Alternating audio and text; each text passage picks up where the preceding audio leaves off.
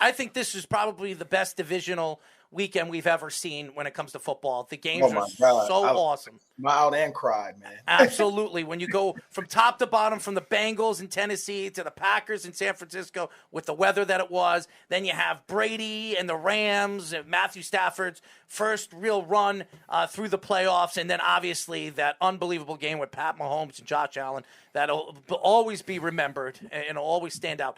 Was there a game that really stood out to you out of all the rest? Not just the Packers, because I know you're a Packers guy. Was there a game that really stood out from all the rest? And is there a quarterback in the playoffs besides Aaron Rodgers and obviously Tom Brady that really stood out to you where you see not only the future of growth from that quarterback, but really where the league is going to transition to when it comes to that quarterback play? Oh, well, you would have to start with Joe Burrow first. I think obviously the young gunner out of Cincinnati, man, the one that literally has ice in his veins. Kevin McAllister really be throwing that thing, man. And I'm telling you, dude, I'm just so impressed at his confidence every single week. I mean, he's getting knocked around. I mean, they're getting hits on him, but he's still threading the needle. He still stands in the pocket, and he just finds ways to win. I think Joe Burrow realistically can take the league to a whole nother level. His skill set obviously is not Josh Allen or Patrick Mahomes, but he wins fucking games. Like, he wins games, and he wins games at a great amount, man, especially when his team needs him.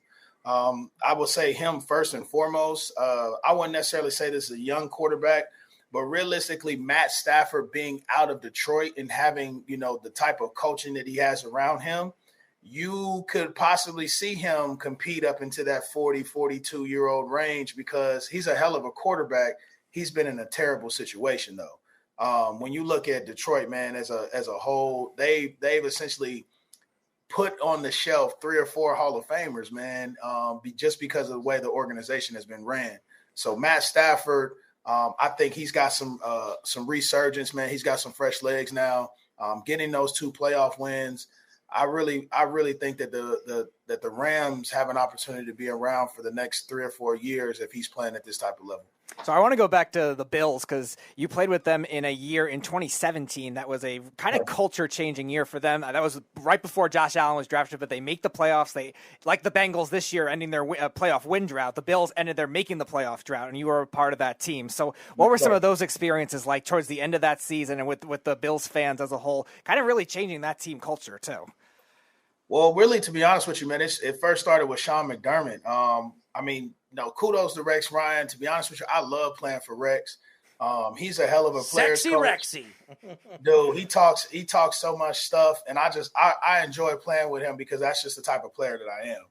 But when you had Sean McDermott came in to Buffalo, it had a Green Bay type of feel because there was a direct process.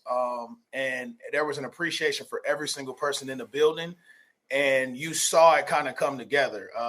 What I respect about Sean is that, like, he doesn't necessarily need the best players in order to get the best out of a guy. And he's willing to pour in, especially on the defensive side, to get guys, where they need to be.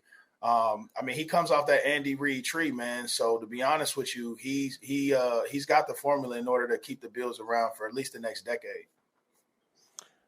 Correct me if I'm wrong. You said earlier engineering. You also are in the field of engineering, correct? I am right now. Yes, I am, man. So more so on the business development side, and having an opportunity to grow my relationships in that category. For us right now, one of the biggest things and hottest things on the market is really stadium design and construction. Having the opportunity to keep the fan engaged for more than 265 days a year. When you look at, situations like Green Bay, Titletown, you look at, other stadiums in which they have different venues around the stadium, man. Indianapolis. It's a really popping market, man. I think, you're going to start to see big entertainment start to surround these stadiums moving forward because it really does drive in a big consumer. So the reason I brought that up was today, Brandon Brooks retired. It's announced that he's going to go back to school. I don't know if it was law or business school, but he's going to go back to school to get his degree. As a former player, how hard is it? Because most of you guys love the game since you're 4, 5, 6, 7 years old. How Absolutely. hard is it to go, okay, I have to now find something else to be passionate about.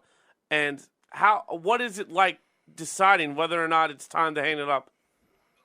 Well, sometimes, guys either decide whether that either physically or realistically just come from lack of opportunities. I think for me, I still try to stay in shape. I haven't necessarily formally retired, but I think really more so it just kind of comes down to if the phone calls are coming in.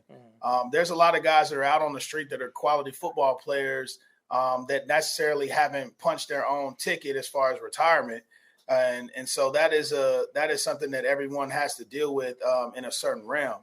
As far as guys that, understand that they physically can play, man, it's really tough, bro, because you will never find another thrill like Sunday. And like being out there on those white lines, and you have the highest, the most premier athletes on earth running around at the highest level, like tackling a Derrick Henry or hitting a Cam Newton or good luck. Like that's what I'm saying. Like these types of specimens. My rookie year was Adrian Peterson's MVP year, so we had an opportunity to play this guy 3 times. We ended up playing him in the wild card as well. So like seeing these types of guys, and this is the norm for you for 7-8 years in the league. When those types of things kind of disappear, I think the biggest thing is just transitioning over and finding something that gets the hairs on your skin to jump up a little bit, right? Without going to jail, right? Without ended up in a maybe a short stay is okay. Right.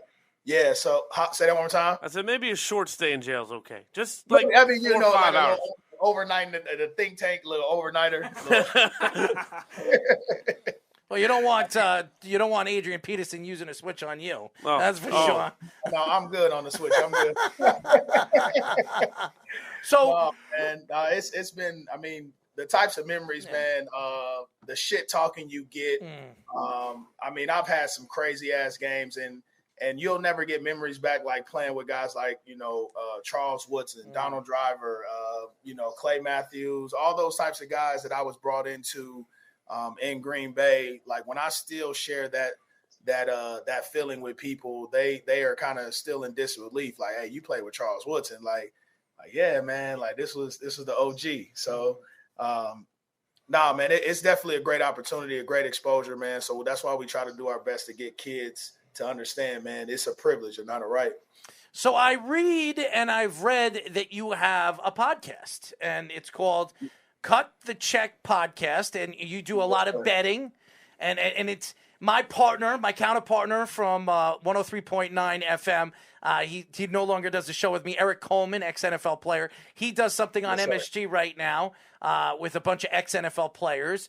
So he's become a betting, guru. Yeah. Meanwhile, he always plays the spread what Vegas puts up, and I'm like, dude, how are you a guru when you're doing everything that Vegas tells you? That's not a guru. No. That's a copycat. So I said, why don't you come and pick a game out that it doesn't make sense, and maybe you show people that you are a guru. But he tells me on social media that he is the guru, and he will beat me any possible time if I made a bet with him in any game in basketball, baseball, hockey, or football, which I think he's out of his mind. That's just my opinion. But what made you decide to start a podcast, and how good are you when it comes to picking from the spread? Oh man, I've been I'm over 500. I would say good. That. I think at the end of the day, man, it takes time because obviously the league is a shaky situation. So knowing personnel, knowing the players involved, I think that kind of gives me an advantage and understanding like how the game is being played. And realistically, man, a lot of people want to bet kind of the favorites just because it's an easy thing to do. Eric. But realistically for me, I always try to analyze some things because you just never know the emotional state of a team that week.